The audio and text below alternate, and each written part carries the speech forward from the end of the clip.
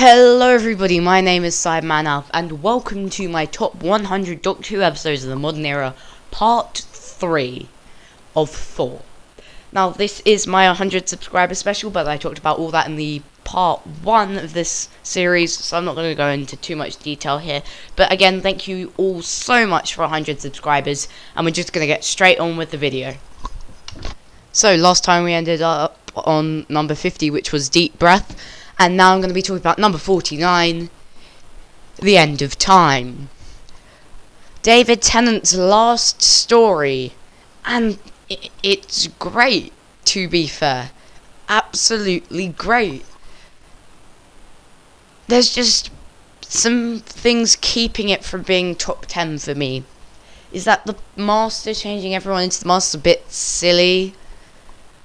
And part 1 and part 2. Part 1 is definitely the weaker of the two parts. As I said, the Master turning everyone into him is a bit silly. Part 2 is amazing, with Timothy Dalton as Rassilon. And such a great episode. And I love the Doctor seeing the fallout from the Time War. And Wilf just going, the Time Lords are coming back, isn't that a good thing? And the Doctor just going, no. After the Time War, they changed. I think everything works so well in this episode. It's just a small few things in the first part that keep this one back from being any higher. Number 48, A Christmas Carol. I love A Christmas Carol. It's probably one of the best Christmas specials. And I think everything about this one just works. It's great as a Christmas special, but that's also the reason that it's not any higher, is that it's almost a perfect Christmas special. But Christmas specials and normal Doctor Who episodes tend to just be slightly different. The Christmas specials tend to be sillier or not as serious, and I think that's the one problem here. Whereas I do have other Christmas specials, or I think maybe one or two Christmas specials higher than this one, and the reason they're higher is they just feel more like actual Doctor Who episodes. Whereas this works, it's a perfect Christmas special, but I can't put it above some other Doctor Who episodes because they feel more like Doctor Who. This feels like Doctor Who the Christmas show, which I mean at that point in the year it is. So it works very well for what it's doing, which is why it's up here. Number 47, The Impossible Planet, The Satan Pit. This one's also very good. I like the Ood in this. I think the Ood worked best in this than in any other story in the modern era. What I find really good is the cliffhanger. You don't know what's happening, yet you are scared by what is happening inside that. And it's a great base under siege story. The one problem keeping this one back, the magic button. I think the ending of the story can either make or break a story. And there are some stories I do not like the endings, but they're not just a magic button. I think that is the one problem with this. Like with Time of Angels and Flesh and Stone, this one moment sort of ruins it for me. Number 46. Takes You Away. Another Jodie Whittaker episode. I think it works really well. I don't know how popular this opinion will be, but I like the frog. It very much reminds me of Hitchhiker's Guide to the Galaxy. The reason this isn't any higher is everything works apart from the fact that Graham just suddenly accepts that the Grace isn't a real Grace when she talks about leaving Ryan behind. I guess that kind of works, but that's the only iffy thing for me. Number 45. School Reunion. There are two main reasons why this is so high. Sarah Jane and Anthony Head as the leader of the Krillitane, Mr. Finch. I think bringing Sarah Jane back was a clever move on Russell T Davies's part, and I think Anthony Head does a brilliant job as Mr. Finch. Two great performances culminate in one amazing episode. And I love the Krillitane. I think their idea is so great. That's the reasons this one is as high as it is. 44. Sound of Drums, Last of the Time Lords. Yeah, I am separating Utopia from this, even though I do consider it a proper three-parter. It's just the website I was using separates Utopia from the rest of them, and Utopia just came out differently from these two. I think this is an amazing finale. There are two things that I don't like in this, but what works? I love John Simmers, the master, in this. I know some people find him too comical and pantomime. I absolutely love him in this. I don't mind it at all. I think everything about this works. My two main issues: no lasting ramifications, and the Doctor going, oh, it's just a bit of a stupid idea.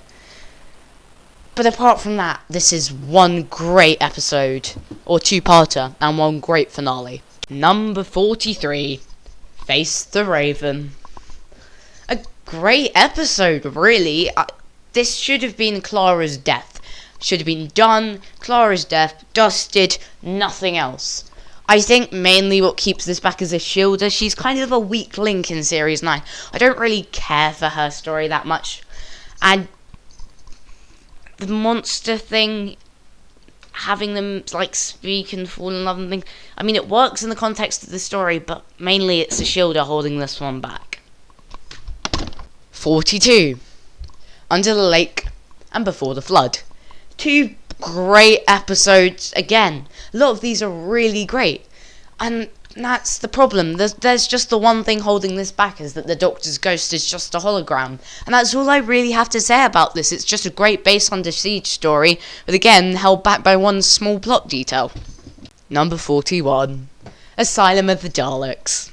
I love this episode. I know some people don't. I think it just works mainly because of the fact the Daleks don't really do much, but the whole Oswin Oswald story is great, and I don't know why, but there's just something that when I watch it, I just come out of it and go, it's such a good episode. I just really enjoy this one. Number 40, Thin Ice. Now, this is one I didn't really think much of when it first aired in Series 10. Rewatching it a few times, this is such a good episode. I don't really know what's grown on me, but the cast in this, the child acting is great. I think the villain is probably the weak link in this one, but I love the best scene in this whole thing is when the boy dies and the Doctor can't do anything and Bill's just saying save him, the Doctor can't. That scene makes this episode for me. I think it works really well. It's something that a lot of other Doctors lack, but I think this episode has really grown on me over time. And if I ever do this again, this might be even higher. Number 39, The Angels Take Manhattan. When I was first thinking about Weeping Angel stories, I was thinking that the Weeping Angels should probably come back to Doctor Who one day. And I was thinking, looking at the stories, they tended to get consistently worse as they went on. Blink being the amazing story it is. Time of the Angels, Flesh and Stone, which I talked about in the previous video, and then this. But then I rewatched them all, and all three of the Angel stories are great.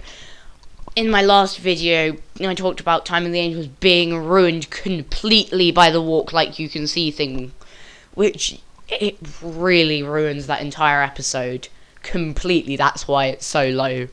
This is just great. I love the main premise of this. I love Amy and Rory, everything about this, and I love them reading it from a book. And probably my favourite scene from this is where the angels got River, and then she asked the Doctor if she's going to break the angels, if he's going to break the angel's wrist or hers, and she says, "Why do you have to break mine?" And the Doctor's like, "Because Amy read it in the book." I think this is a kind of timey-wimey thing, not to the extent of Blink, but a timey-wimey thing that works so well in the context of this story. Number 38. Rosa. Rosa, it's great. You cannot deny that it's great.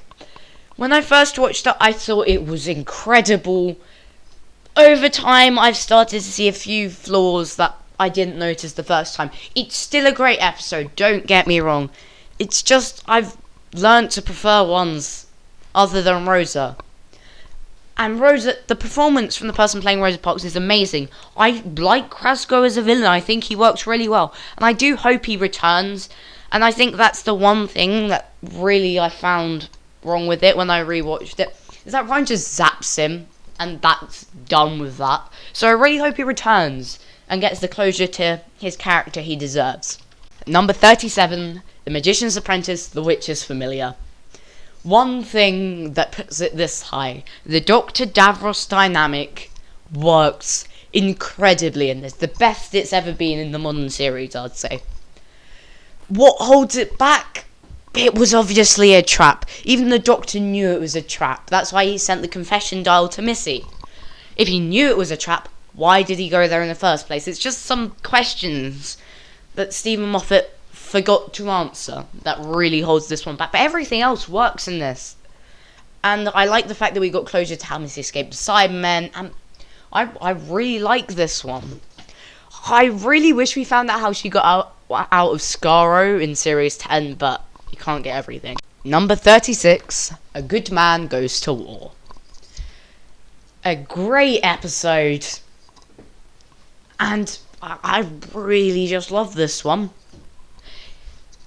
My probably one problem is, it's called A Good Man Goes to War. The only sort of war part of it is really like the last 5-10 minutes of it. Apart from that, everything really just works. I think it's just that I prefer the ones above this.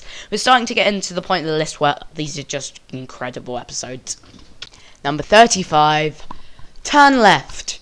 The return of Rose and an alternate universe story. I think this works really well as a Dr. Light story. I think that part of it really works well. My main issues with this one. Now, this is an amazing story. Absolutely amazing. My problem is just why? Why would Sarah Jane and her friends die from trying to stop alien invasions? Because I'm pretty sure they stop alien invasions like that all the time. Why is it that without the Doctor, when the Doctor's dead, that everyone suddenly becomes incapable of stopping alien invasions? That is the one thing that doesn't make sense to me, and this is the one thing that holds this episode back from being top 10, really. 34, The Pyramid at the End of the World. Another one that's really grown on me. I started off thinking this one's alright, now I really like it. I think mainly down to the fact that everything in this works really well. Apart from when they're in like the lab and they intercut with stock footage of like glass smashing and things. Also, the Doctor works out his lab in like seconds, but I think that was because they had to cut out some lines due to the terrorist attacks in London. I think that was the reason for that. But I really like this. I think the monks are great villains. I think they're creepy. I love the design. Most of all, I love the voice. I think the monks are just great. That's why this one's so high. Number 33, Flatline. I love Flatline, and I think something I love is the Boneless. The Boneless are incredible. I think their concept in the execution of the Boneless is incredible. They're one of my favourite villains created for the modern series. Everything about this just works. It's got the introduction of Rigsy, who's fine. The other side characters don't really get much to do, so I don't really care about their deaths. But everything else is incredible. I think the reason this isn't higher is Clara being the Doctor is something I really don't like, and I know that ultimately led to her downfall in Series 9. But she wasn't like that at all in Series 7. She just suddenly switched from Series 7 to Series 8, complete and utter switch. She becomes grumpy and annoying. I think that is the one thing. She tries to be the Doctor in this episode, which doesn't work for me. Number 32, The Stolen Earth, Journey's End. I love these two episodes. I think that The Stolen Earth is almost perfect. Almost perfect in every way. Not quite perfect. Almost. There are a few things that are wrong with The Stolen Earth for me. The fact that it's just everything in The Stolen Earth. It's so great. All the crossovers and everything. It's just that, really, that Sarah Jane, recognizing the sound of the Daleks, she screams in terror and tells Luke that they're all dead. The one problem with that is she only met the Daleks in Death to the Daleks, where they were the least lethal machines in the universe, and Genesis of the Daleks, where they weren't that deadly. And also Jack with Torchwood I think works. But my main problem with the Stolen Earth as an episode is the fact that Sarah Jane bumps into the Daleks and they turn around. Surely the Daleks would check in every house to see if there were any life forms. Like, the Daleks feel threatening, but not like that threatening. You could hide in your house or just refuse to come out, and they wouldn't find you. There are loads of people who stay in their houses. The Daleks find none of them. That is a few issues. They don't feel as threatening as they could do. And then Journey's End. Donna has the Doctor's mind. Wahoo, kabam, blown up all the Daleks, sorted. That's my issue with that. 31. Smith and Jones. Smith and Jones is great. It has the Jadoon, who are a crazy idea, something that Doctor Who pulls off perfectly.